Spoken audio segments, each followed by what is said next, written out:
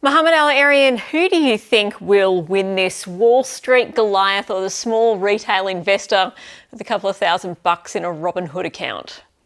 I'm afraid it's more likely to be the big established Wall Street players.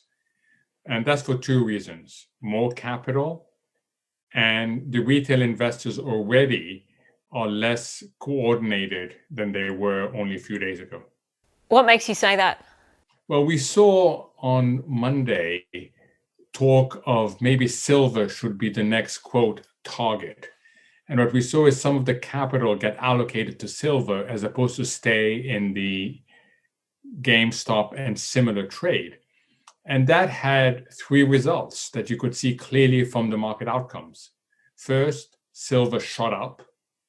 Second, GameStop came down significantly. And thirdly, the rest of the market did well because the rest of the market was less concerned about the hedge funds having to degross, having to reduce their shorts and sell their longs at the same time. So you saw it play out already on Monday. And I think that if the retail investors want to win this one, they have to reconcentrate their efforts. We've seen a dying business like GameStop pushed up 1,800%. Can this happen with silver if we do see better coordination? No, the retail does not have the capital to, lead to such a massive move as they did in the case of Game. They really stumbled on a great strategy that was concentrated on where the pain trade was among the shorts, but it doesn't repeat itself in silver. So do you think this ends with GameStop? Are we going to see more of this? I suspect we'll see more of this, but there's one big uncertainty, is what will the regulators do? If you're a regulator right now, you're torn. You really are torn. What do you pursue? Do you pursue the protection of the small investor and go after Robinhood and try to figure out why is it that Robinhood stopped the small investors from buying? Do you pursue issues of potential manipulation? Is Reddit a coordination mechanism? What is it? Is it a manipulation mechanism? Then there's talk of Robinhood and its brokers having a particular relation. Do you pursue that, or do you pursue suitability? It is a really difficult case. It came out of nowhere, literally out of nowhere, and now the regulators have to play catch up. Do Robinhooders have a valid claim that hedge funds and Wall Street titans have been rigging the system for years and that it's now the everyman's turn? So I can totally understand where that anger comes from. And retail tends to be late to the party. This was brilliant in that they coordinated on something where the short interest was 140% of the outstanding stock. So the pain trade was clearly there for them to press, and they succeeded. Finding these sorts of opportunities again is going to be much harder. Is that perhaps also where the regulators are going to come in? They will be more wise in future and able to identify those trying to pump stocks or assets early? So it's hard to control the social media, and that's what's new. This has all the elements of the Arab Spring. So go back 10 years. People go to the street, they coordinate, leaderless, no leader at all, so social media. It works extremely well. You get outcomes that you never expected, but then the handoff doesn't happen. And that's where this will go unless you get some other sorts of coordination. And if you get too much coordination, the regulators are going to get interested. Is it going too far to say we were getting close or could have seen another Lehman type event out of what happened last week? So Lehman is too strong a word because Lehman impacted the banking system. This was really the non-banks. But we would have seen a significant disruption. Don't forget the context, which is the massive disconnect, the largest I've ever seen between Wall Street and Main Street, between finance and the economy. And everybody keeps on thinking, what is it? that stops this disconnect from going bigger, getting bigger and bigger and bigger. And a market accident would have stopped it. A market accident would have reversed. And we saw that. We started seeing the market sell off. What do you mean by market accident? So let's think of what happened with one of the hedge funds. Imagine that this hedge fund had to raise funds at any cost and simply started selling whatever it had to raise funds. You get contagion. You have a little problem here that causes something over here. The minute others smell the blood, realize that that's happening, they will try to get ahead of that. And suddenly, this little thing here has a massive impact here.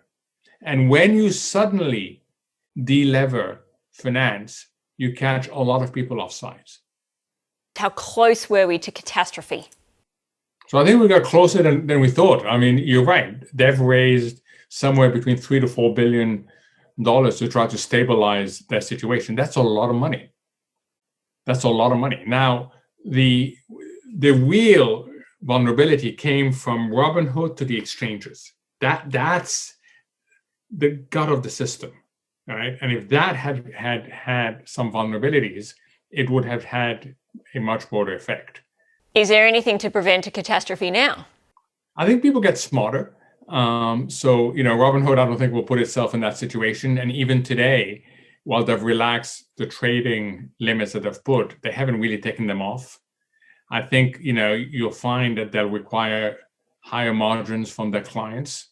I think that when you have a small heart attack, you try to guard against a big heart attack. Having said that, this is part of a much bigger phenomenon of excessive risk-taking that has been encouraged by all this liquidity sloshing around. Risk doesn't disappear.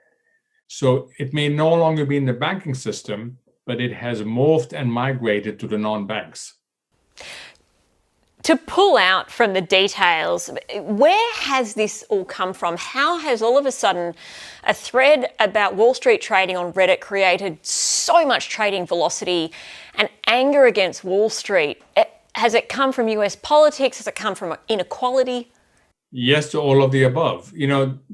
Whether you look back to Occupy Wall Street or what's happened more recently, there is an undeniable worsening in the inequality trifecta. Not only the inequality of income and wealth, but also the inequality of opportunity. And there's a lot of anger that during this terrible time, when the economy has contracted, when there's been massive unemployment, Wall Street has gone from record to record. And who's got rich? The richer, the rich people. Because who owns the financial assets? It is that. So now, fast forward to what's happened in the last few days and weeks, you got the coming together of a few things. One is the small retail investor has more funds available. Why? Because consumption is repressed. And some of them are using the stimulus checks. Two, Reddit has provided a forum for them to coordinate. Three, Robinhood and other apps with very easy interface have reduced the barriers to entry to the marketplace. So then what's the next mutation of this? We've seen a buildup of inequality in the US, anger and cash. How does this morph for markets? So I think that the lesson of the last few years is fundamentals are nice, but that's not what makes markets move. We the marketplace, have been surfing this incredible wave of liquidity. It's huge, it's relatively stable, and we love it. At some point, we know it's going to break. Like any surfer, you know that wave ultimately is going to break. But it seems that it's not going to break for a while. And in the process, financial markets have gotten totally disconnected from the fundamentals. Now, it is what I love the label of a rational bubble. Undoubtedly, it's a bubble. It cannot be validated by fundamentals, but it's rational because it is based on liquidity. And you saw what recently the Federal Reserve and the European Central Bank have said. They have no intention to taper anytime soon at all. So we have this very unhealthy codependency between markets and central banks. Markets believe that central banks are their best friends forever, providing ample and predictable liquidity whenever it's needed, and certainly responding very quickly to any market disruption. Central banks believe that the only way they can help the economy is through the asset channel. And they're worried that if they disrupt the asset channel, that's going to cause financial volatility that feeds back onto an economy that's still trying to find its feet. So it's a very unhealthy codependency, and the only way we get out of it is through a much broader policy response. Mohamed El-Erian, thank you so much for your time. Thank you for having me.